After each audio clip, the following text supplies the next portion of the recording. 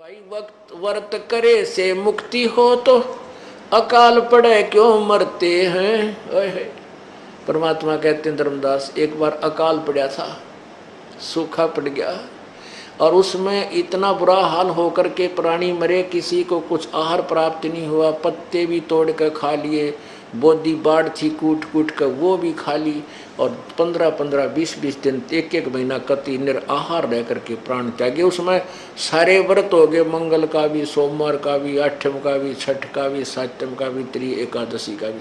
तो वह मर क्यों गए? वो तो पार होने चाहिए जब इतने सारे व्रत हो गए उनके तो इकट्ठे। व्रत करे से मुक्ति हो तो अकाल पड़े क्यों मरते हैं।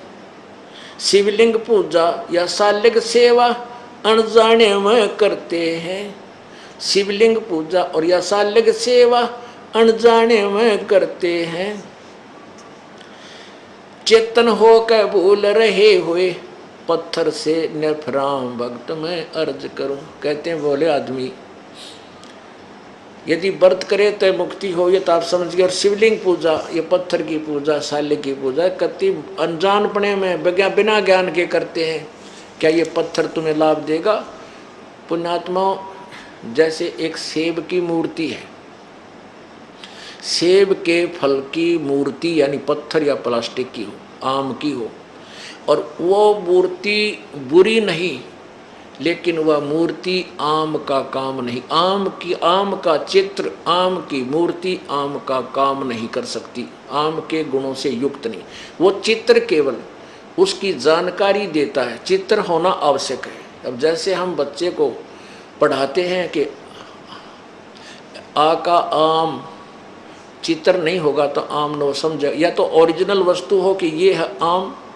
जैसे हम बताएं कि ये पेन, तो चित्र इसका अवश्य होना चाहिए, या तो ये स्वयं हो या चित्र हो, तभी समझेंगे। तो चित्र भगवानों के होना आवश्यक है, लेकिन उस चित्र पर आधारित हो जाना ये मूर्खता है। जैसे आम का चित्र है, आम के चित्र को देख करके उसका इतना अच्छा स्वरूप होता है कि उसको खाने को दिल करता है, उसको प्राप्त करने की चेष्टा होती है, कहीं आम मिल जाए खाऊं। तो उस चित्र के ऊपर आसक्त हो जाना, जैसे आम के फल का चित्र है, और वो उससे पता चलता है कि आम मीठा है, जो फलों का राजा है, तो इसके गुण गाएं जा और उस आम के चित्र पर माथा टेकें जा, उसकी आरती करें जा, उसको धूप दीप करता रहे। क्या वो आम प्राप्त हो जाएगा? नहीं।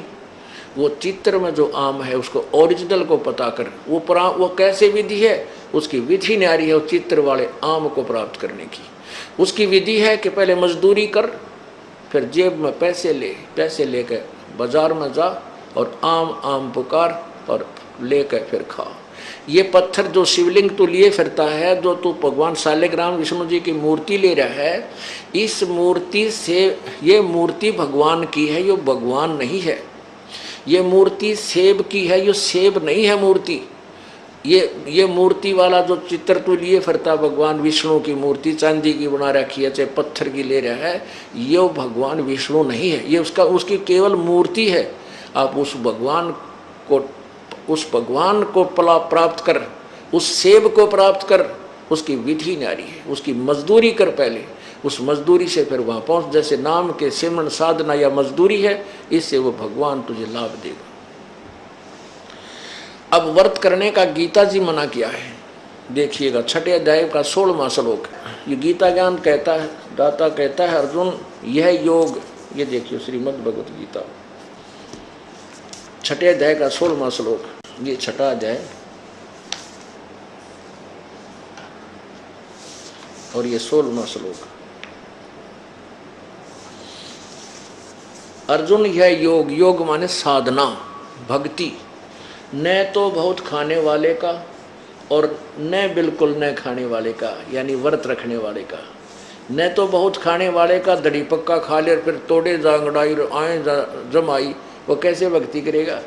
अल्पाहार करे, यानी खाने योग्य खावे, घना नहीं खावे। और बिल्कुल ना खाने वाले का, जो बिल्कुल नहीं खाता, वो व्रत रखता है।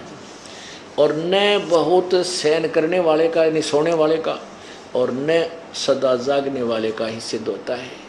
यानी न तो घना खावे ज़्यादा खाने से भी आलस बनता है, और ना बिल्कुल ना खाता उसके वैसे पसीने आए रहे। आप एक दिन रोटी छोड़ कर देखो क्या हाल होगा आपका। रोटियाँ याद रहेंगी, भगवान याद ना रहता। हमने खूब देख रखा, मंगलवार का व्रत रखा करता है, दास हनुमान पुजारी था, 25 वर्ष रखा है, और फिर बचपन से शुरू कर दिया था, चौथी कक्षा से।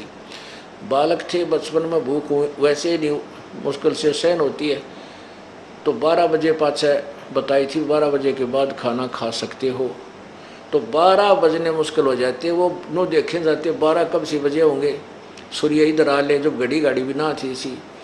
तो वो रोटी याद रहा करती, हनुमान ना याद रहा करता, हनुमान जी ने सांझ नहीं याद आया करता, जो वो उसका 40 का टाइम हुआ करता, या प्रसाद बांटा करते 100 रुपये की बूंदी, और उस समय कल्याण समझते थे।